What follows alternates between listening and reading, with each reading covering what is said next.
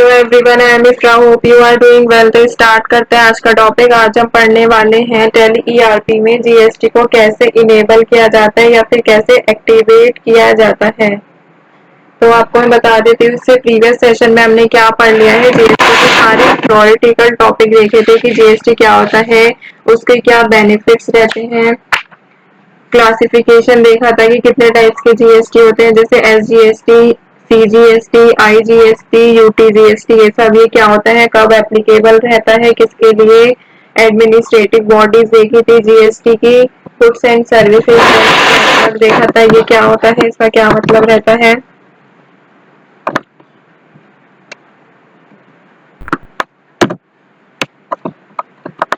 ठीक है, फिर उसके बाद क्या देखा था, जीएसटी के रेट क्या है इंडिया में। जैसे 0% मतलब कि एग्जेम्प्टेड सप्लाई ऑफ गुड्स कौन सी होती है, 5%, 12%, 18%, 28%, ये सारी चीजें।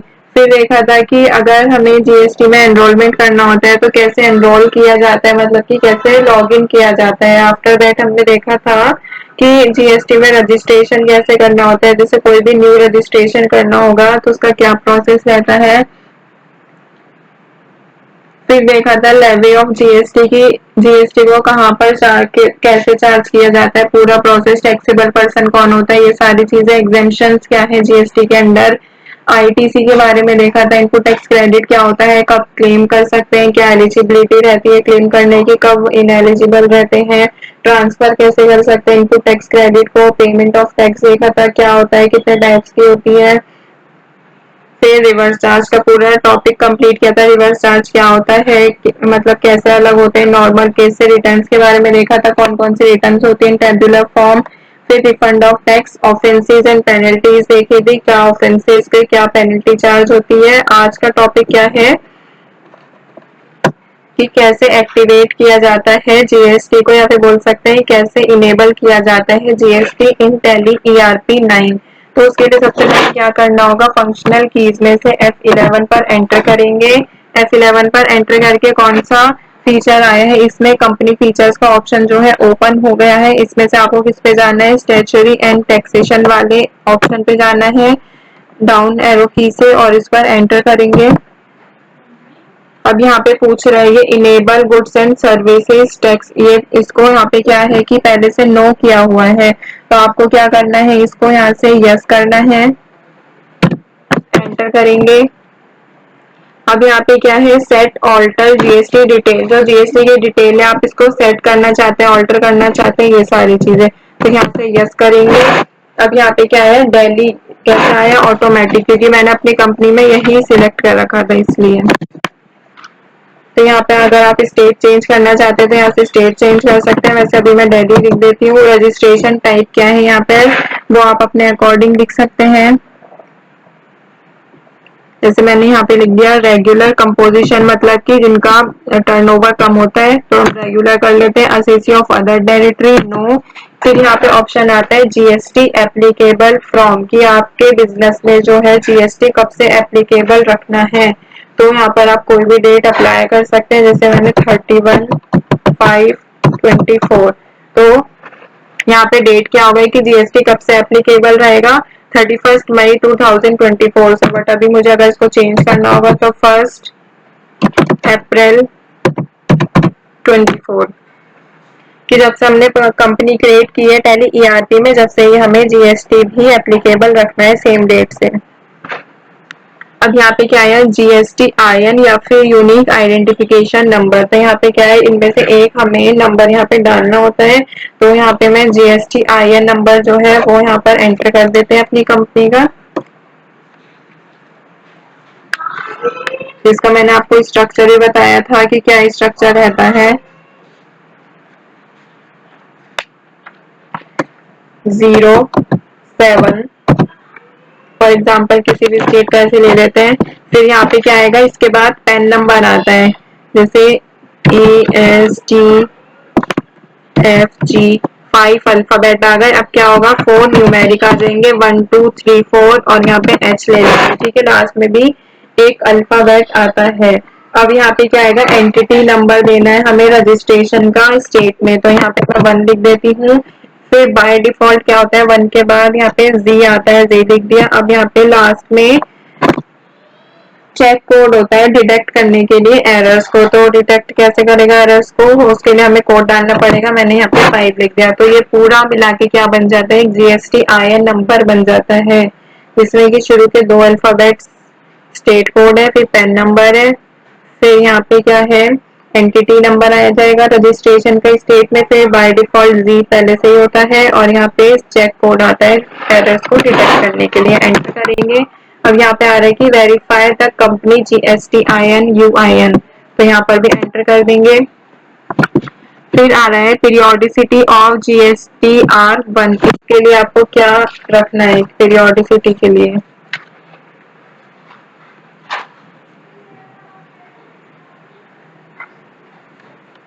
मंथली रहने देते हैं। फिर यहाँ पे आ रहा है ई वे बिल जो है एप्लीकेबल करना है, मतलब इलेक्ट्रॉनिक वे बिल जो होता है, अभी मैंने पढ़ाया नहीं है, आगे डिटेल में देखेंगे।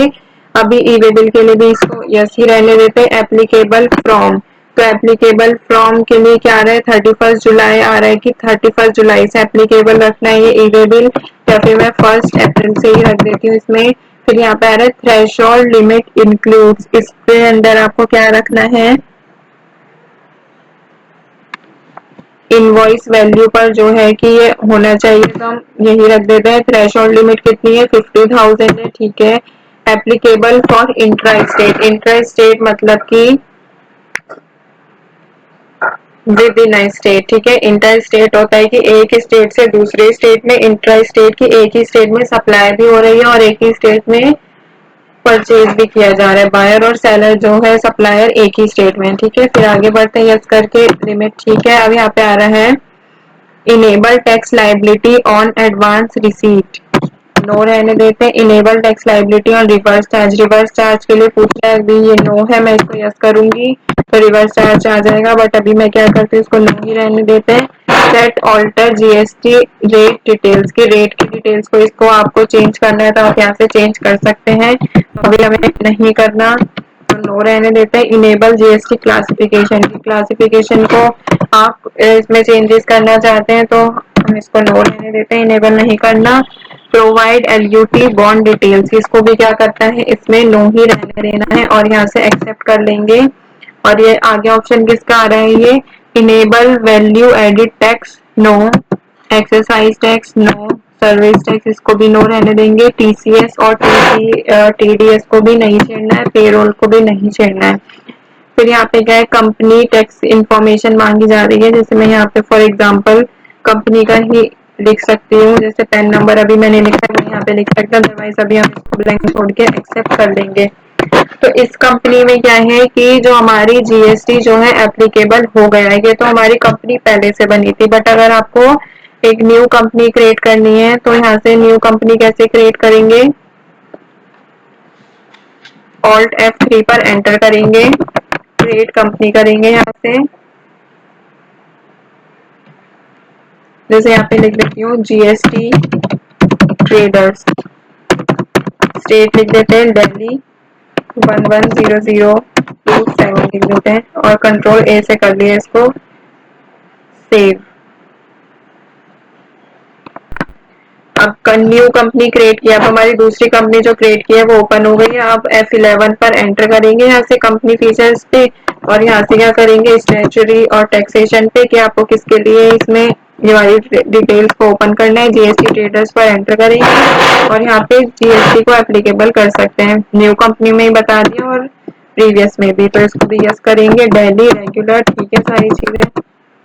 अच्छा जीएसटी आईएन नंबर नहीं दिया मैंने यहाँ पे, वो लिख देते हैं A07 1 2 3 4 5, फिर यहाँ पे लिख देंगे 1 रेड 5।